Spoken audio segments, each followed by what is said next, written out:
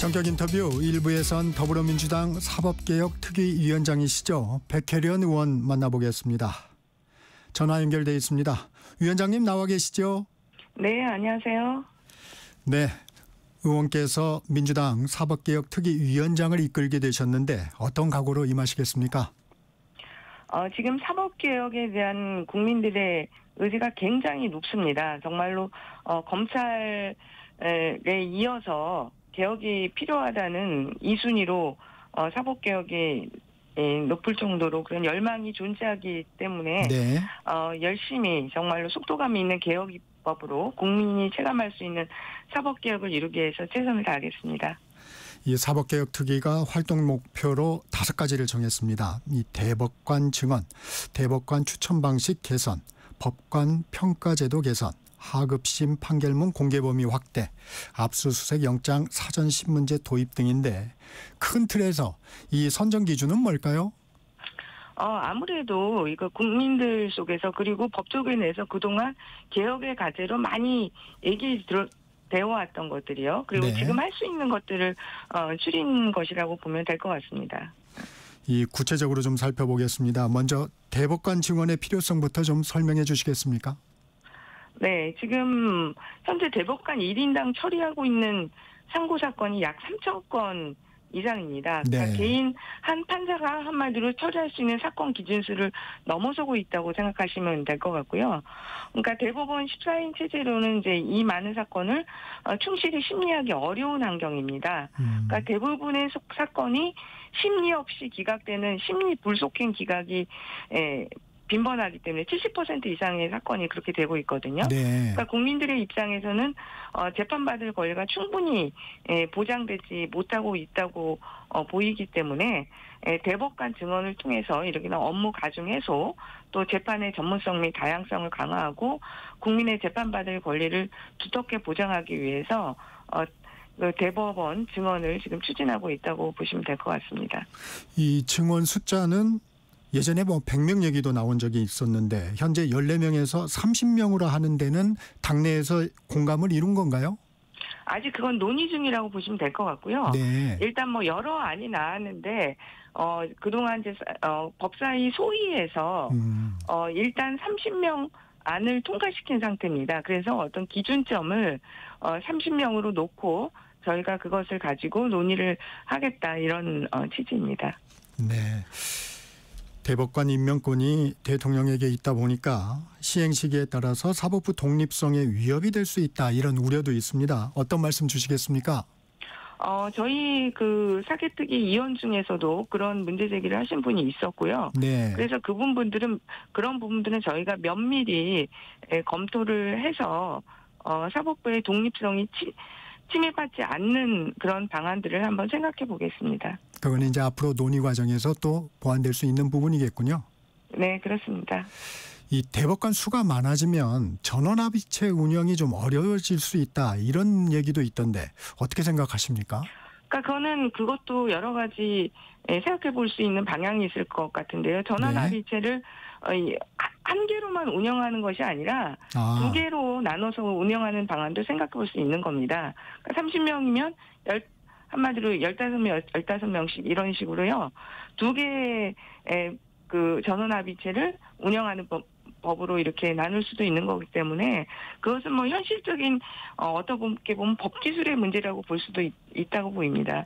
그리고 지금 이 대법관 증언의 문제가 더불어민주당에서만 계속 주장했던 것이 아니고요. 네. 꾸준하게 그동안에 상고심 제도의 개선과 관련해서 논의가 됐었고 2010년 한나라당 같은 경우는 사개특위 구성해서 24명으로 대법관수 증언하고 비법조인을 3분의 1 이상 포함하는 내용의 그런 개혁안을 내기도 했었고 2014년도에도 비슷한 내용이 새누리당에서 나왔습니다. 그래서 이거는 여야가 가리지 않고 계속해서 제기했던 문제라는 말씀을 드리고 싶어요. 이 전원합의체 운영은 운영의 묘를 발휘할 수 있는 부분이다.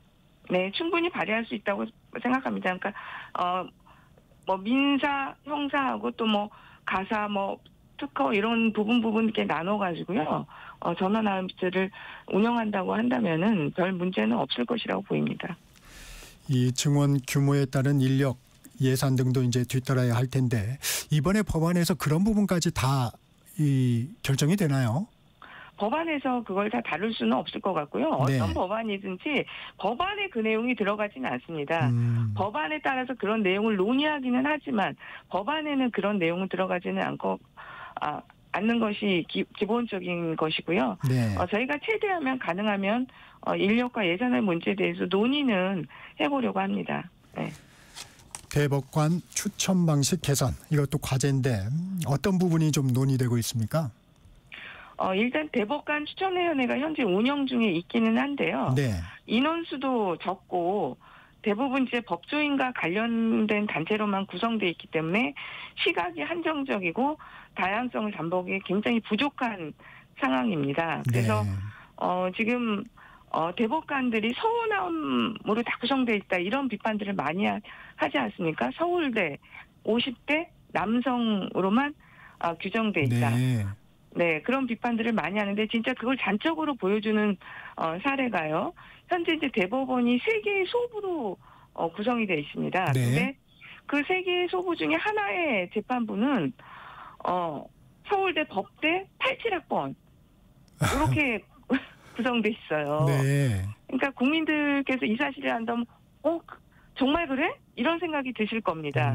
그만큼 다양성이 존재하지 않는 그런 구조로 돼 있다는 것이죠. 이런 구조적인 문제를 개선하기 위해서는 먼저 대법관 추천 방식부터 개선해야 한다는 것이 특이의 생각입니다. 그래서 소수의 목소리를 좀 더 대변하고 여성 참여도 좀 더 늘어나가야 되고요. 이런 부분들을 먼저 개선하기 위해서 추천위원회부터 풀을 자각하고 넓히기 위한 이런 제도 개선이 이루어져야 된다고 봅니다. 지금은 추천위원회를 말씀하시는 거죠? 네네.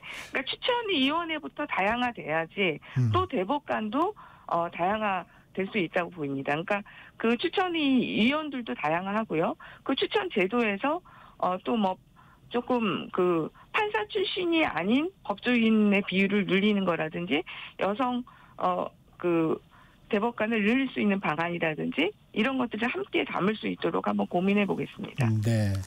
그러면 법률 전문가가 아닌 인사의 대법관 가능성도 열려 있는 건가요? 아니요. 그건 아닙니다. 그건 아니죠. 그거는 지금 특위위원들 간에도 대부분이 지금으로서 우리나라의 지금 법률 체계상에서는 비법조인이 대법관 하기에는 어려운 구조로 되어 있다는 공감대가 많이 있습니다. 왜냐하면 특히 민사 같은 경우는요. 네. 그러니까 법조인이 아니고는 그 법률적인 개념 자체를 이해하기가 어려운 좀 법률입니다. 그러니까 헌법재판관 같은 경우는 헌법적인 시각으로 다양성을 담보하는 것이 필요하기 때문에 제 생각에는 비법조인도 충분히 좀 할 수 있는 영역이 있다고 보입니다.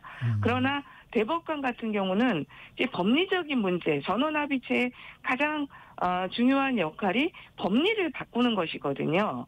근데 그것이 비법조인이 지금 하기에는 정말 어려운 부분들이 아직 많습니다. 그래서 지금 저희는 그러니까 판사 출신이 아닌 법조인들이 네. 좀 많이 들어갈 필요가 있다는 거에서는 공감대가 있지만 아예 법률을 모르는 사람이 대법관을 하기에는 좀 어려운 점이 있지 않나 이런 생각들이 많습니다.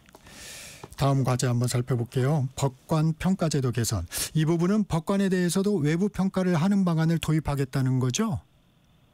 꼭 그것만은 아니고요. 이거는 네. 굉장히 넓은 범위의 여러 것을 담고 있습니다. 이 법관 네. 평가제가 일단은 이제 구체적인 내용들이 다 대법원 규칙으로만 정해져 있어요. 그러니까 법원 내부에서 폐쇄적으로 좀 운영되고 있는 것들이 많기 때문에 그것들을 좀 법률로 좀 상향시켜서 국회의 어떤 통제 장치가 될 수 있는 분들을 좀 도입하자 이런 것들도 많이 있고요. 그리고 지금 그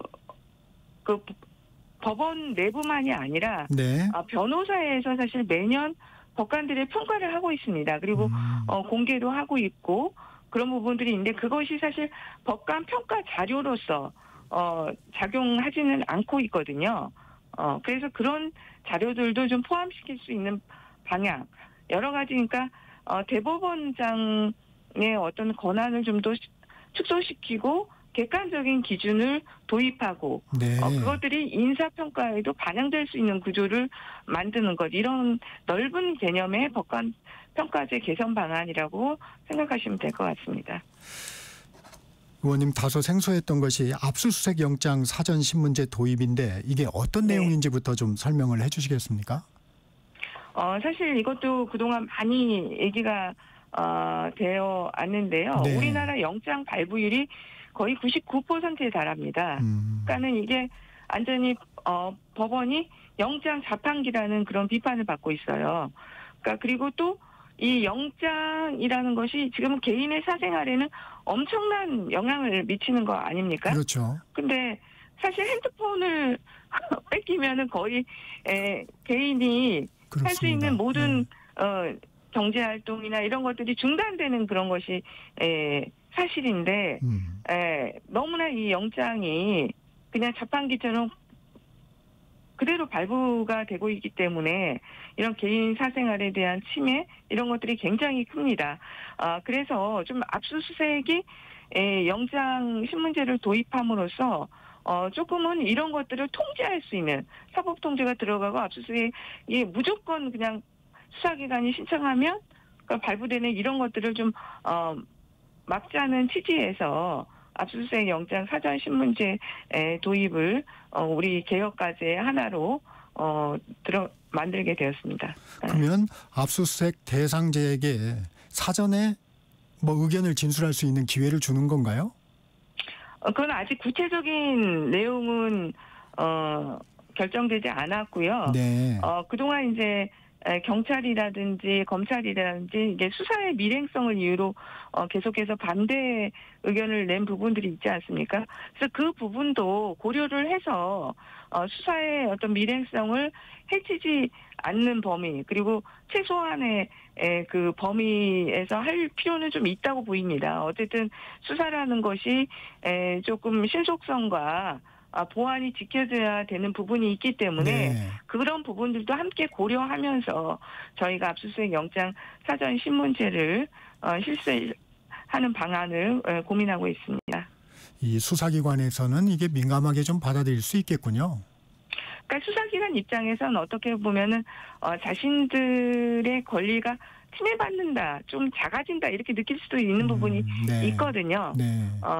그렇기 때문에 저희가 또 그런 부분들을 함께 고려하면서 수사라는 것이 이제 그 수사기밀 유출, 증거인멸 이런 우려들도 있기 때문에 그것을 최소화하는 방안을 한번 고민해 보겠습니다.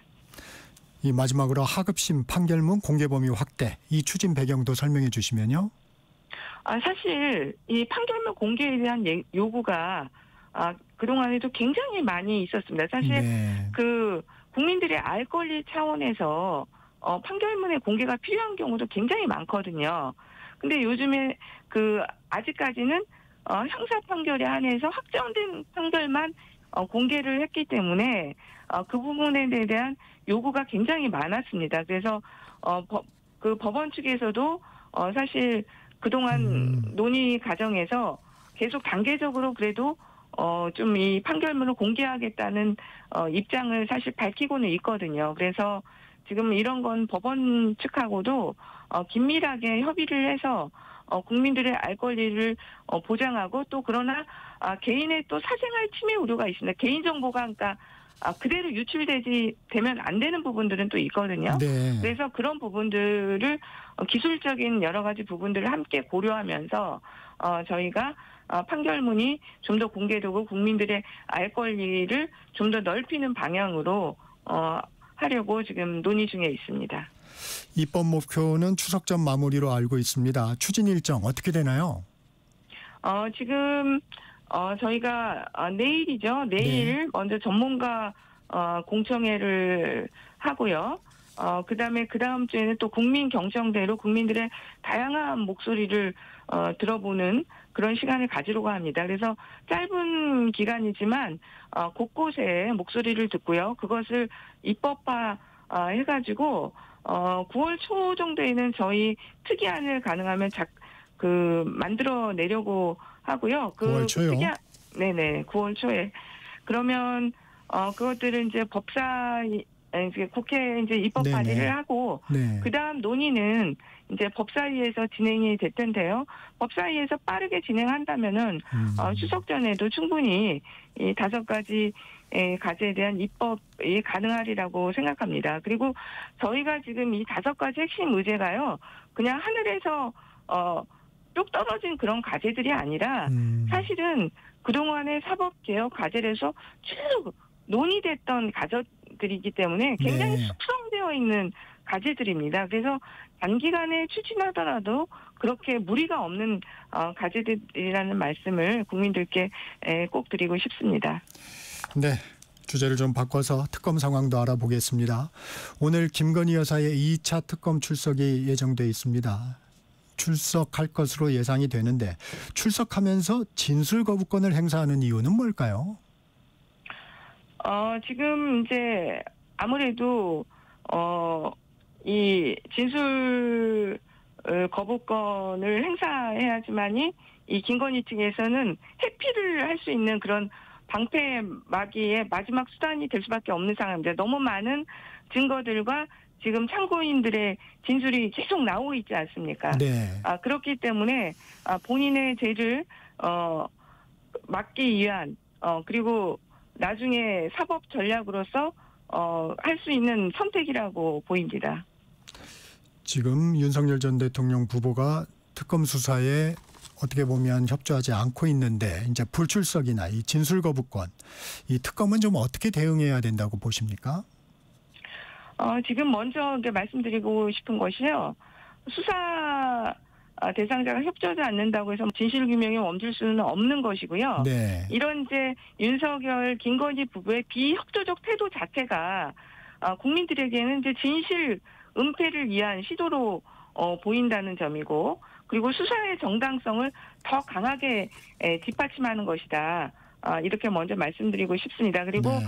지금 진술 거부권을 행사하고 있지만 이미 많은 증거가 수집돼 있습니다. 그리고 이미 압수수색을 통해서 많은 증거가 수집돼 있기 때문에 범죄 혐의가 상당 부분 소명되고 있다고 보이고요.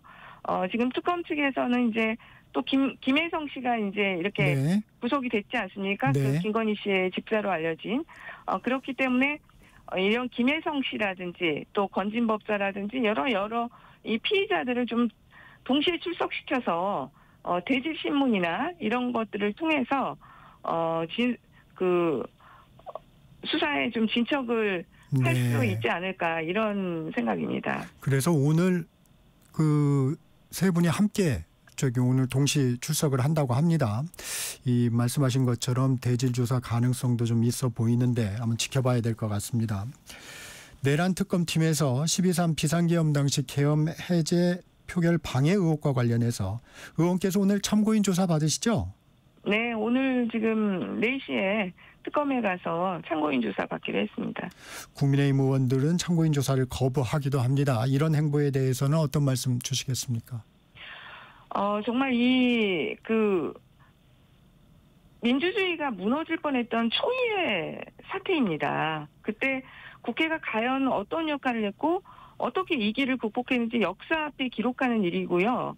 그날의 진실을 밝히는 것에 대해서는 정말 여야 가리지 않고 함께 당연히 나서야 된다고 봅니다. 특히 이런 비상계엄 해제 표결 방해 의혹과 관련해서는 어떻게 보면 당사자가 국민의힘 아닙니까?